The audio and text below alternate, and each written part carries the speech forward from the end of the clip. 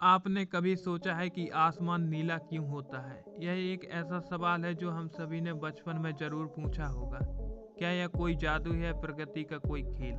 आज हम इस साधारण से सवाल के पीछे छुपे अद्भुत विज्ञान की एक कहानी के साथ समझेंगे। तो चलिए शुरू करते हैं। एक दिन की बात है, एक छोटा सा लड़का आर्यन पार्क में खेल रहा था। खेलते खेलते उसने आसमान की तरफ देखा और अपने पापा से पूछा, पापा आसमान नीला क्यों है? उसके पापा मुस्कुराए और बोले कि बहुत अच्छा सवाल है आर्यन, आओ इसे समझते हैं। दोनों एक पेड़ के नीचे बैठ गए। आर्यन के पापा ने समझाना शुरू किया, आर्यन क्या तुम्हें पता है कि सूरज की रोशनी सिर्फ सफ़ेद नहीं होती, इसमें इंद्रधनुष के सभी रंग छुपे होते हैं। जब सूरज की रोशनी हवा से गुजरती है तो उसे छोटे छोटे गैस के कण और धूल के कण मिलते हैं। लेकिन यहाँ पर खास बात यह है कि हर रंग का व्यवहार अलग होता है। नीली रोशनी, जिनकी तरंगें सबसे छोटी होती है, सबसे ज़्यादा फैलती हैं। इसी वजह से आसमान हमें नीला दिखाई देता है। तो क्या आसमान को भी किसी ने नीला रंग किसी ने तो क्या आसमान को किसी ने नीला रंग नहीं किया? आर्यन ने हैरानी से पूछा। नहीं बेटा, यह तो प्रकाश और हवा का जादू है। इस छोटी सी बातचीत ने आर्यन के मन में और सवाल पैदा कर दिए। तो चलिए अब इसे और गहराई से समझते हैं। अब इसे वैज्ञानिक तरीके से समझते हैं। सूरज की रोशनी सफ़ेद होती है, जो सभी रंगों का मिश्रण है। जब यह रोशनी पृथ्वी के वातावरण में प्रवेश करती है तो यह गैसों और धूल के कणों से टकराती है।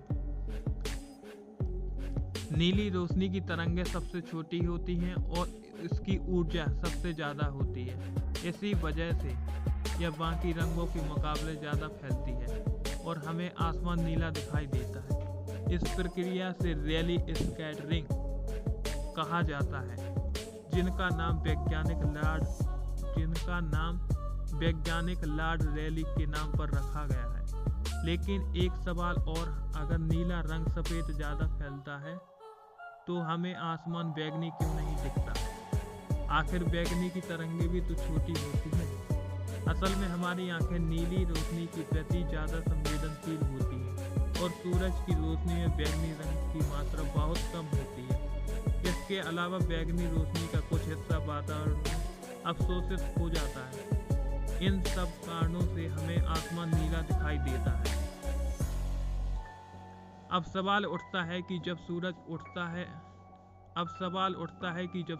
उगता है या ढलता है तो आसमान लाल, नारंगी या पीला क्यों दिखाई देता है? अब सूरज क्षितिज के पास होता है तो उसकी रोशनी को वातावरण की मोटी परत से गुजरना पड़ता है। नीली और बैगनी तरंगें पूरी तरह बिखर जाती हैं और केवल लंबी तरंगें जैसे लाल, नारंगी और पीली हम तक पहुंचती हैं। इसी वजह से सूरज उगने और ढलने के समय आसमान इतने खूबसूरत रंगों से भर जाता है। तो अगली बार जब आसमान की तरफ देखें, चाहे वह एक साफ नीला दिन हो या रंगीन सूर्यास्त, याद रखिए कि इसके पीछे अद्भुत विज्ञान काम कर रहा है। यह हमें याद दिलाता है कि आसमान नीला क्यों है। जैसे साधारण सवाल भी हमें प्रकृति के गहरे रहस्यों की ओर ले जा सकते हैं। और कौन जानता है कि शायद आप भी आर्यन की तरह दुनिया को एक नई नज़र से देखना शुरू कर दें। जब तक अपने सवालों को जिंदा रखें और दुनिया को जानने की चाहत बनाए रखें। अगर आपको ये जानकारी पसंद आई तो लाइक करें और हमारे चैनल को सब्सक्राइब करें।